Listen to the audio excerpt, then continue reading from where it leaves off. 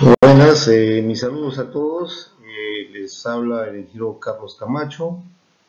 Eh, He desarrollado esta presentación por encargo de la empresa Energitech Ingenieros, dado que ya muy pronto se estarán incorporando algunas actividades en el país. No hay que dejar de lado que ya los servicios esenciales se están desarrollando desde el inicio de la cuarentena y de alguna manera han ido implementando sus medidas de control, de prevención ante este virus. El título se denomina Gestión de riesgos aplicado a la prevención de contagio del COVID-19. Esto es una herramienta que debería implementarse en primera instancia por todas las empresas para poder tener definido cuáles son las actividades de control que tengan que implementar de acuerdo a la naturaleza de su actividad, ¿no? Vamos a iniciar por el concepto, ¿no? Es el proceso de gestión de riesgos. Esto es, su objetivo, lógicamente, tiene sus fases, por la identificación, análisis y evaluación. Luego pasa al tema del tratamiento o control de riesgos para finalmente esto permite pues implementar, ¿no? En caso, de acuerdo a la naturaleza de los sucesos, no se tenga buenos resultados, se tiene que retroalimentar y tomar nuevas medidas de control, ¿no? Que sean más eficaces, ¿no? El, de alguna manera, las empresas que manejan los sistemas de gestión o que tienen implementados sistemas de gestión ISOs, OSAs, son aquellas que normalmente ya tienen procedimientos específicos para desarrollar esta labor, ¿no? De analizar y de establecer controles, ¿no? Hay muchas empresas que están regidas, bueno, básicamente por la Ley de Seguridad y Salud del Trabajo, que de alguna manera, como no ha sido una labor todavía muy completa o amplia por parte del Ministerio de Trabajo, no creo que tengan todavía implementado sus procedimientos, ¿no? Para desarrollar estos trabajos. La importancia, bueno, lógicamente radica pues en que si algo puede ir mal, o podemos estar sujetos a, un, a una afectación, y hay una probabilidad que sea alta, bueno, pues hay que hacer un análisis de riesgo. Y lógicamente las consecuencias están involucradas en esto, ¿no? O sea, si las consecuencias se presume que van a ser muy altas, hay que tomar acción inmediata, no podemos dejar esto como aplazarlo, sobre todo si ya estamos en el problema, ¿no? En sí, el objetivo es que uno debe de reducir el riesgo. Esa es la única forma de que a veces podemos intervenir, ¿no? Muchas veces los riesgos no se pueden anular, no se pueden eliminar, pero en todo caso nos queda implantar cuáles son las mejores medidas para reducir el riesgo. Bueno, empecemos por donde todo debería iniciar cuando uno hace una gestión de riesgos, que es conocer el peligro, ¿no? Si el peligro no lo tenemos muy claro, no tenemos mucha descripción de las características del enemigo, en este caso, no tenemos una forma de cómo atacarlo, cómo nosotros protegernos, ¿no? Este virus, lógicamente, hay un campo muy amplio en esto. Yo no soy biólogo, ni médico, ni especialista en infectología, pero es un virus que de alguna manera lo podemos entender que ataca o ingresa por el cuerpo a través del sistema respiratorio o por lo que está involucrado. Bueno, es un virus que pertenece a la familia del coronavirus y, bueno, ahí tenemos una expresión, tenemos una imagen, disculpe, donde se puede ver un poco algunas características de este virus, ¿no? Que realmente lo que ellos buscan son células vivas justamente para que puedan procrearse, ¿no? En sí el riesgo ya no viene a ser la evidencia, bueno, en este caso el peligro que es el virus, lo más preocupante es que no se puede ver, o se puede oler, tiene características muy similares a la de la electricidad, pero si llegas a tener contacto con este elemento, los resultados pueden ser fatales, ¿no? Entonces, en el caso del riesgo, ya estamos hablando del evento. El evento realmente es un contagio, ¿ya, no? El evento es el contagio. Cuando ya nos contagiamos, ya se supone que se ha establecido la enfermedad o ya estamos con la enfermedad en el cuerpo, ¿no?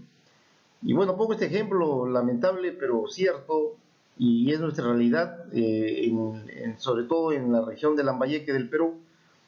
Se ha visto afectado pues, por el incremento acelerado de los contagiados, y de los fallecidos, lógicamente, por defecto. Y bueno, este tema justamente se podría entender un poco a raíz de las medidas que vamos a explicar más adelante, porque es que puede haber sido un factor sustancial para que se haya presentado en algunas regiones del país de Perú un incremento más acelerado de los contagiados. En realidad, el contagio de este virus se puede dar por tres formas, ¿no? Lógicamente las más importantes y las que realmente se están siendo reconocidas por las entidades y instituciones internacionales, ¿no? En sí, la primera es el contagio por gota, ¿no? Que es una de las principales formas más comunes de poder contagiarse, dado que las personas interactuamos en cada momento, tenemos un nivel social en algunos países quizás más alto que en otros, en la que podemos interactuar y se puede lograr un contacto muy, muy cercano, ¿no? El contagio por transmisión vía aérea es otro medio que de alguna manera no se puede dejar de lado. Aunque el virus dice que sea pesado, que no tiene gran alcance, no podemos olvidarnos que de alguna manera puede haber algunos efectos como el viento, o sistemas de aire que puedan tener movimiento dentro de un ambiente cerrado, sobre todo, en la cual nosotros podamos estar expuestos a un virus que todavía se mantiene en el aire. Entonces, esto es importante. Y lo otro es el contagio por contacto con superficies contaminadas. Ese es otro concepto que también es contundente, porque de alguna manera el virus se ha demostrado que tiene buen tiempo de vida en las superficies, sobre todo en las metálicas, en el cartón, un poco menos dicen en la tela. Pero bueno, lo cierto está de que esto implica que no podemos dejar de lado de que la contaminación se da por las superficies, ¿no? Que podamos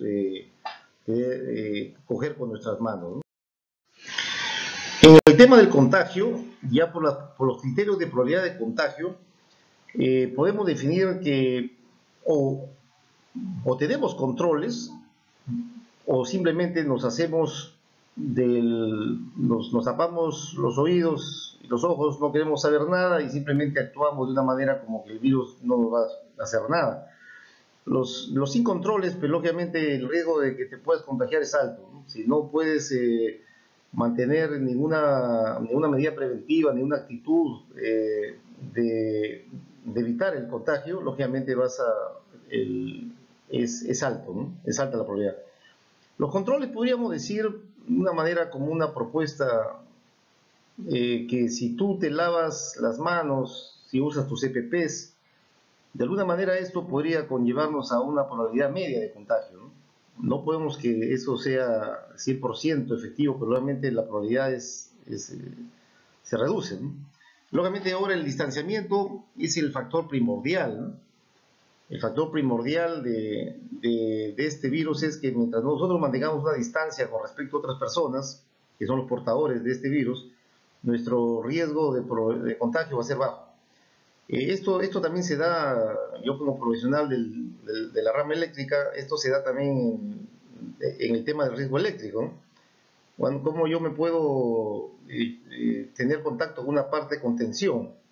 Es cuando si yo me separo del campo electromagnético y eléctrico a una distancia totalmente razonable, técnicamente yo voy a estar liberado de toda posible electrocución o afectación a mi salud. Pero si me voy acercando, lógicamente, a la parte de contención, va a llegar un momento en la que se va a producir pues el arco eléctrico, o en todo caso la electrocución, ¿no? Cosas que afectan al ser humano. Esto es muy similar el caso del virus, ¿no? O sea, si yo me separo de las personas, reduzco totalmente el riesgo al contagio, ¿no? Y el riesgo muy alto no le he conceptuado acá, porque lógicamente eso yo lo dejo para el sector salud, ¿no? Ahí creo que es el punto.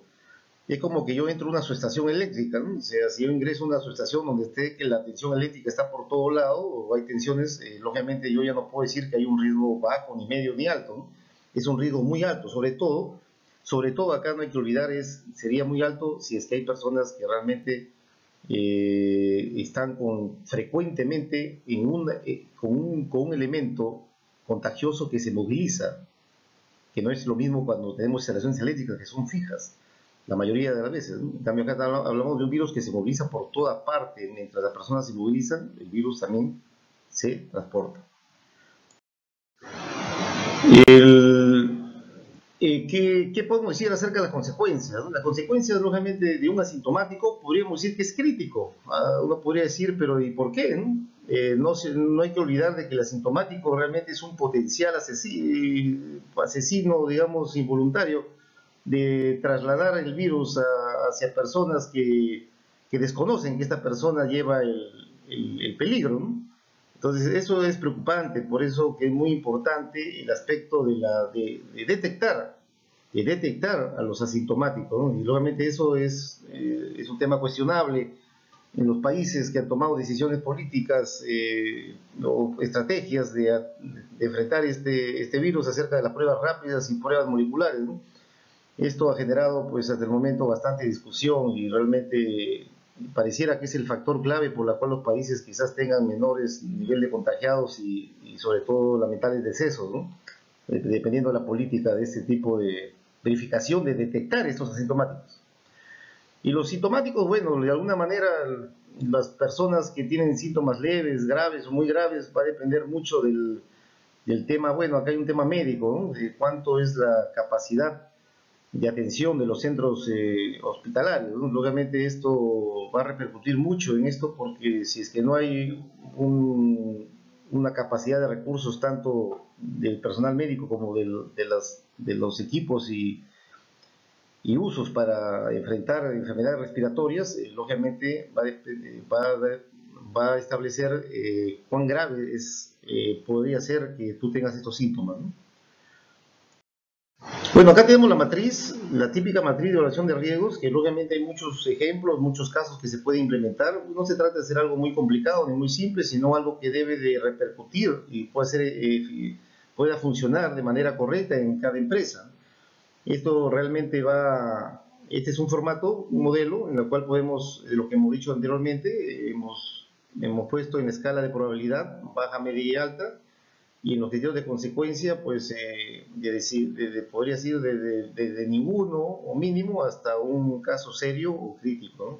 Y eso va a determinar qué riesgo tenemos, pues, expuestos ante de este contagio. Podría ser hasta importante o intolerable. Intolerable, bueno, pues ya podría ser el caso en el que no se permite que ninguna persona vaya a ejecutar una labor, ¿no? Una labor que sea contundente, que se va a contagiar. Lógicamente eso estamos hablando que una persona vaya pues sin controles, pues vaya a atender a un enfermo de COVID-19, ¿no? Y eso ya no se podría discutir. La jerarquía de control es un tema que realmente tiene alcance internacional. Hay muchas normas que lo establecen, esta metodología, podríamos decir, de implementar controles, ¿no?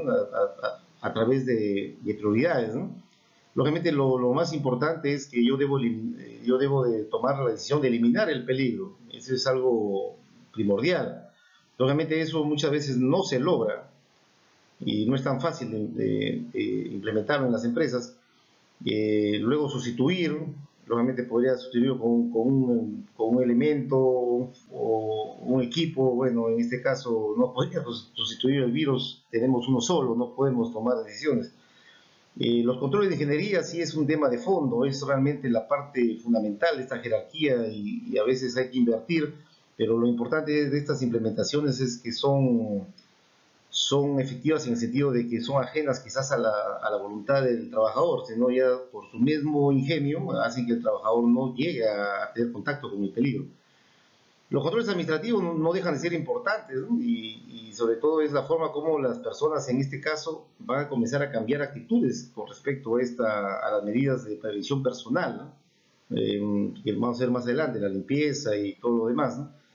Y finalmente los EPPs que en este caso también han creado mucha controversia con el tema de las mascarillas, pero que resulta ser un tema, dado que es un tema respiratorio fundamental, escoger el correcto elemento de protección respiratoria. Bueno, acá tenemos algunos casos que algunas instituciones o empresas consultoras han determinado, han dado un ejemplo de cómo sería esta jerarquía de controles ante el contagio del COVID. Bueno, en este caso la eliminación dice quédate en casa y tiene mucho de cierto, ¿no? Si todos nos quedáramos en casa, pues si nadie saliera en el caso extremo, ni para comprar, ni para el banco, ni para el bono, ni para lo que fuera, realmente pues el virus queda en casa, ¿no? Y de alguna manera se tendría un número de contagios casi, por no decir 100% hacia la reducción. La sustitución, bueno, acá toman algunos ejemplos, pero vamos a tratar de, como una referencia, pues esto ha sido tomado de la web, ¿no? Bueno, como les comentaba, la eliminación del contagio es el quedarse en casa, eso significa el aislamiento total. Acá podemos poner un ejemplo, digamos, más que refleja esta situación, es que en las regiones que han tenido mayor impacto de incremento de contagiados, pues han sido más castigados con respecto a la cuarentena, de quedarse en casa, ¿no? Con horarios de salida hacia las calles mucho más reducidas, ¿no? El tema de ingeniería podríamos enfocar en primer lugar el distanciamiento. Aunque no lo crean, esto no es tan fácil. Sobre todo hay trabajos en la cual no se puede darse el lujo de separar personas por temas de capacidad de los procesos, de los espacios de trabajo, ¿no? En una empresa que tenga pues unos talleres donde haya 5 o 6 operarios trabajando en un área pues de un taller pequeño, esto no se va a dar porque lamentablemente no se va a poder cumplir. Entonces eso va a repercutir, pues reducir la capacidad de producción, me imagino, o tomar digamos, la decisión de abrir otro taller, otras instalaciones en las que puedan ellos ampliar, mantener su capacidad de producción. Entonces acá lo que se trata es de reorganizar los puestos de trabajo. En oficina es mucho más, quizás se puede manejar esto tratando de ubicar las mesas de labor de una manera que no permita pues que las personas estén muy cercanas, los trabajadores. He visto por ahí algunos casos que se podrían instalar ventanas o mamparas acrílicas en la mesa de trabajo que no permita pues, que las personas que transiten por ahí o que vayan a coordinar un tema pues tengan que estar en contacto de más menor a esta distancia que se ha establecido, ¿no? Este tipo de control también permite reducir la exposición al riesgo sin depender del comportamiento del trabajador, como se había mencionado anteriormente, ¿no? Entonces, este es un control de ingeniería, sí, el distanciamiento, bueno, se podría implementar incluso hasta señalizaciones en el piso o pequeños conos que permitan alertar de que la persona se está acercando hacia otro trabajador, ¿no?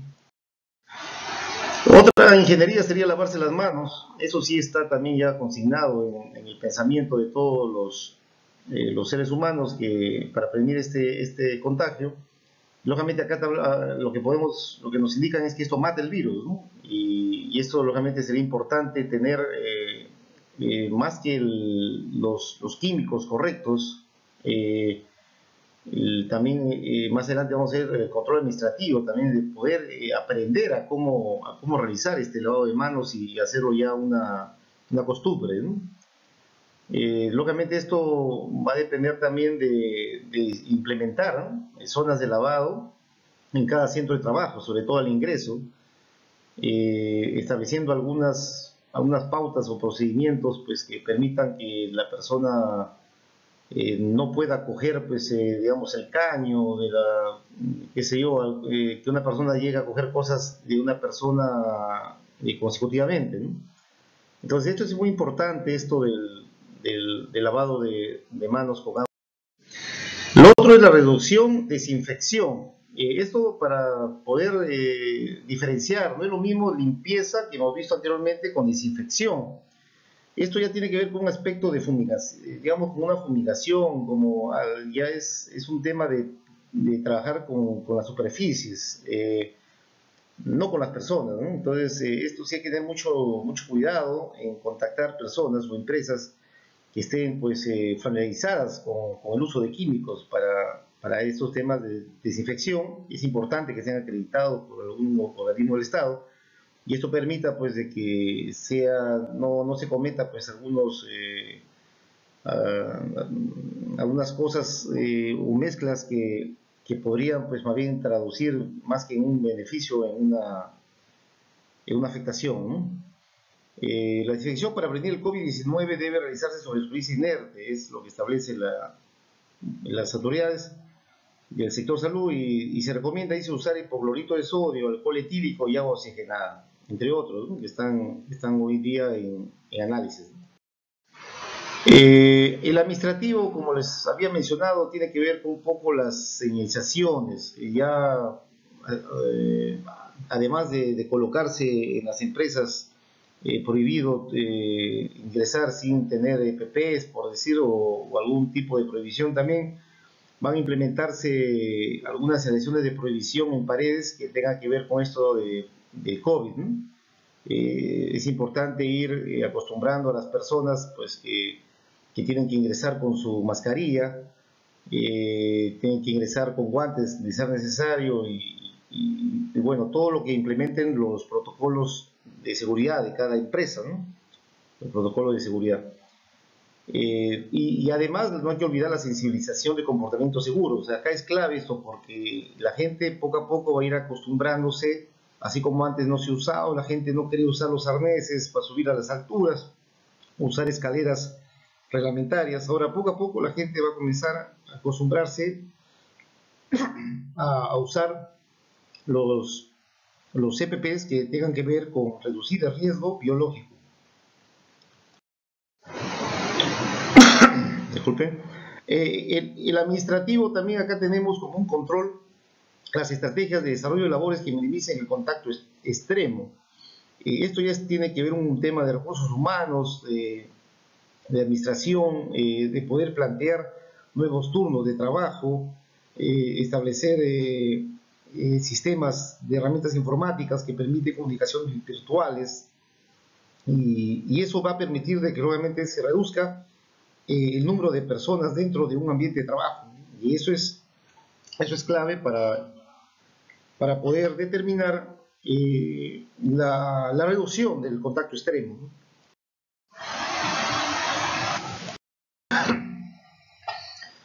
Actualizar los CIPER. Este es un tema administrativo que debería darse por las empresas ya en sí de manera urgente, porque esto va a permitir tener en un documento que respalde cuáles son los estándares o las medidas de control que deberían implementar cada empresa para poder tener la efectiva implementación de las medidas de seguridad, ¿no? O sea, el IPER, lógicamente, es uno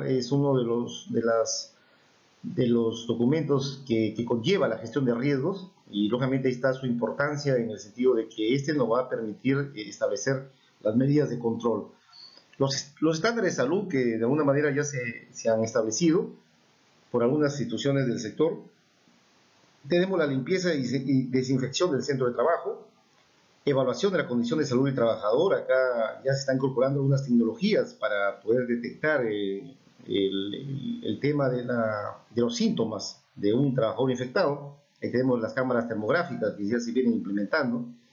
El lavado y desinfección obligatoria de las manos, que ese ya es un estándar que es muy importante y sobre todo que no conlleva mucha dificultad implementarlo.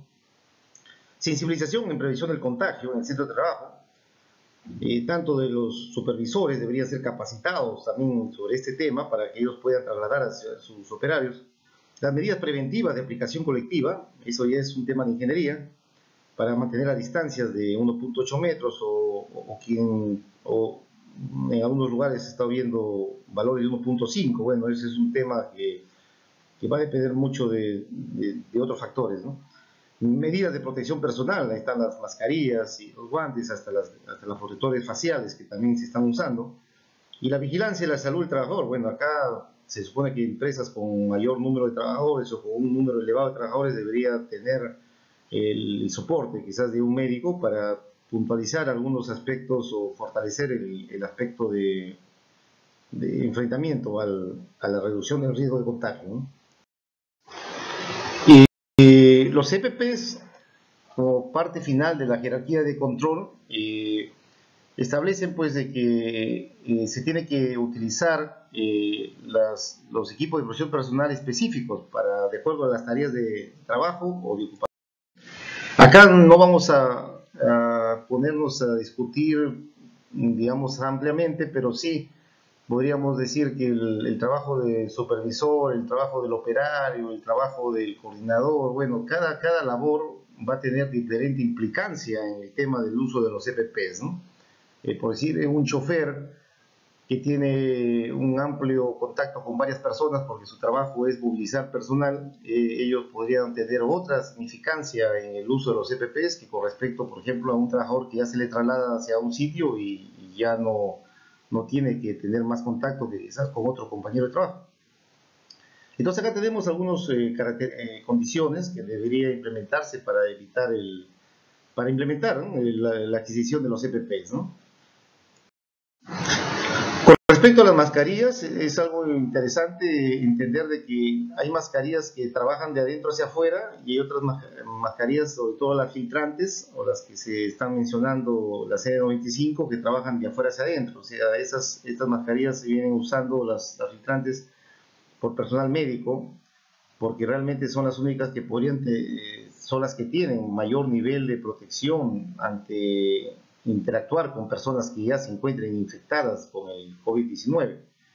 Por eso la importancia es de saber comprar o invertir pues, en aquellos EPPs que conlleven a su uso aceptable, ¿no? Y no se trata de gastar en productos que no tengan la efectividad que se necesita en este caso de Ahí tenemos, por ejemplo, unos gráficos, unas imágenes que nos puede permitir visualizar el conflicto entre mascarilla y respirador, máscara versus respirador, y cómo el N95 pues tiene un alto performance, ¿no?, para poder evitar el contagio, ¿no?